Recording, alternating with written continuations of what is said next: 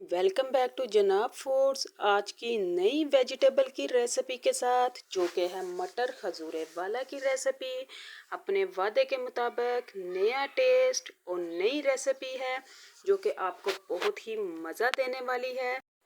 तो चलें फिर बिना किसी देरी के हम अपनी रेसिपी की तैयारी की तरफ चलते हैं जो कि है मटर खजूरे वाला। बहुत ही यूनिक सा इसका टेस्ट बना है, जिसके लिए सबसे पहले कढ़ाई में मैंने थोड़ा सा ऑयल लिया था, जिसमें कि एक दरमियाने साइज़ का जो प्याज है उसको बिल्कुल बारीक चॉप कर लिया। इसको बिल्कुल भी ब्राउन नहीं करना, बल्कि सिर्फ थोड़ा सा ही ऑयल पे फ्राई करेंगे। तो उसके बाद 1 चम्मच भर के अदरक और लहसुन का पेस्ट डाल देना है। ये दोनों आधी आधी मिकदार में है, जो कि मिक्स होके 1 चम्मच के बराबर हो गया था। और इसके साथ ही जो मटर हैं उनको मैं ऐड करूँगी। और जो मटर मैंने लिए थे वो पूरे 1 किलो मटर थे, और 1 किलो मटर के बाद जो दाने अवेलेबल हुए वो ये थे। 1 किलो मटर के लिए ये जितनी क्वांटिटी यूज़ करूँगी ये वो है।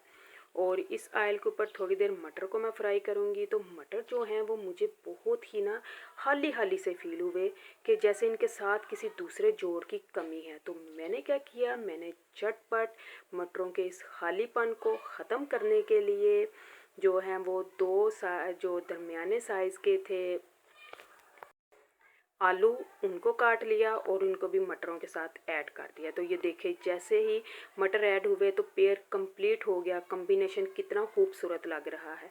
अब इसी ऑयल पे मैं मटर और आलू दोनों चीज़ों को फ्राई करूँगी, और बहुत ही अच्छी तरह फ्राई करना है।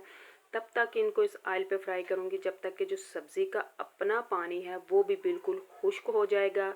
और इसी दौरान जब पानी को खुश्क करने के लिए फ्राइंग जारी रहेगी तो मटर और आलू दोनों चीज़ें जो हैं वो हाफ जो हैं वो बिल्कुल गल जाएंगी।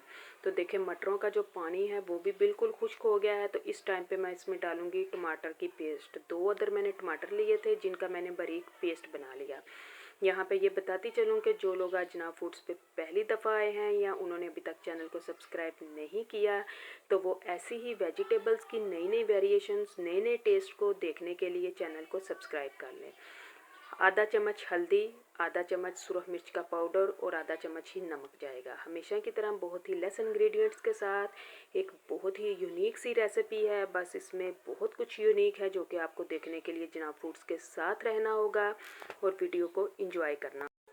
तकरीबन हाफ सब्ज़ी तो पहले ही फ्राइंग के दौरान गल चुकी है। तो बाकी जो है वो ये दही जो कि इसको हजूरे वाला टेस्ट देगा, वो इसको बाकी को बिल्कुल गला देगा।